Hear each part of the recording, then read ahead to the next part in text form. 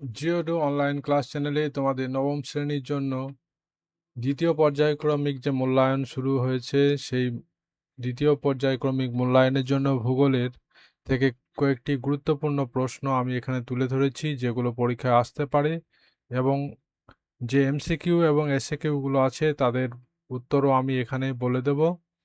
তাই এই প্রশ্নগুলি তোমরা গুরুত্ব সহকারে দেখো রাখো, কেননা এগুলো থেকে কমন আসার সম্ভাবনা রয়েছে। প্রথমে প্রশ্ন আমরা চলে আসি প্রথম বিভাগ কতে।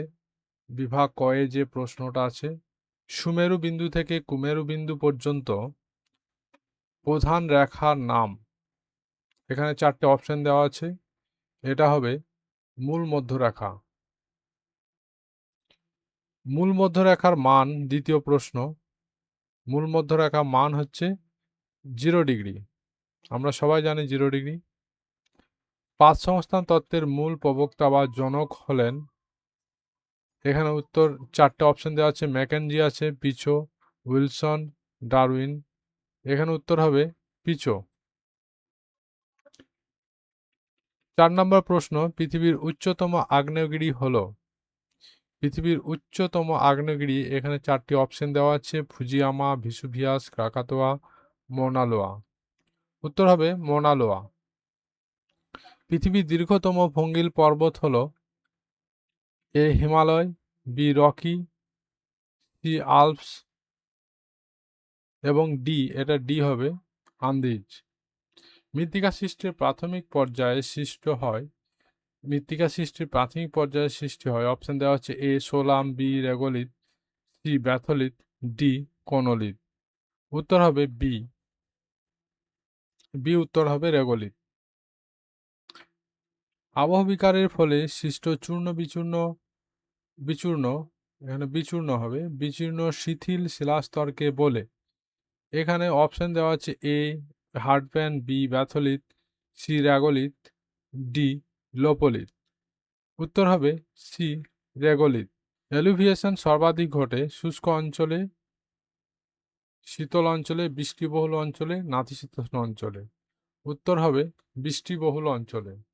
মাওয়া-ভাগ্নে পাহাড় রয়েছে, এ বাঁকুড়া জেলায়, বি বীরভূম জেলায়, সি দার্জিলিং জেলায়, ডি জলপাইগুড়ি জেলায়। উত্তর হবে বি বীরভূম জেলায়। খাদর নামে পরিচিত নতুন পলি, পুরনো পলি, ল্যাটেরাইট মাটি, পর্জল মাটি। এখানে উত্তর হবে নতুন পলি। এবার অতি সংক্ষিপ্ত প্রশ্ন আমরা দেখব। অতি সংক্ষিপ্ত প্রশ্নে এখানে 8টা প্রশ্ন আছে, 1 নাম্বার করে প্রশ্ন। এখানে প্রশ্ন আছে 10টি এবং প্রশ্ন উত্তর করতে হবে 8টি। দ্রাঘিমা রেখা অপর নাম কি? এটার উত্তর হবে দেশান্ত রেখা। কোন স্থান এবং তার প্রতিভা স্থানে, কোন স্থান এবং তার প্রতিভা স্থানের মধ্যে দ্রাঘিমার পার্থক্য কত? এখানে পার্থক্য হবে 180 ডিগ্রি। ইউরোপের আউটস হলো একটি প্রাচীন ভঙ্গিল পর্বত। এটা হবে অশুদ্ধ। আরাবলী পর্বতের সর্বোচ্চ শৃঙ্গের নাম, এটা হবে গুরু শিখর। কোন আবহবিকারের ফলে ক্রান্তীয় অঞ্চলে মৃত্তিকার সৃষ্টি হয়? এটা উত্তর হবে জারণের ফলে। জারণের ফলে। স্বল্পমোচন কোন অঞ্চলে বেশি দেখা যায়? স্বল্পমোচন দেখা যায় উষ্ণ মরু জলবায়ু অধ্যুষিত গ্রানাইট শিলায়। ভারতে গ্লাসগো কোন শহরকে বলে? এটা হবে হাওড়া। এসএআইএল এর সম্পূর্ণ নাম কি? এসএআইএল এর সম্পূর্ণ নাম হলো steel authority of India limited. পশ্চিমবঙ্গের রাজধানীর নাম কি?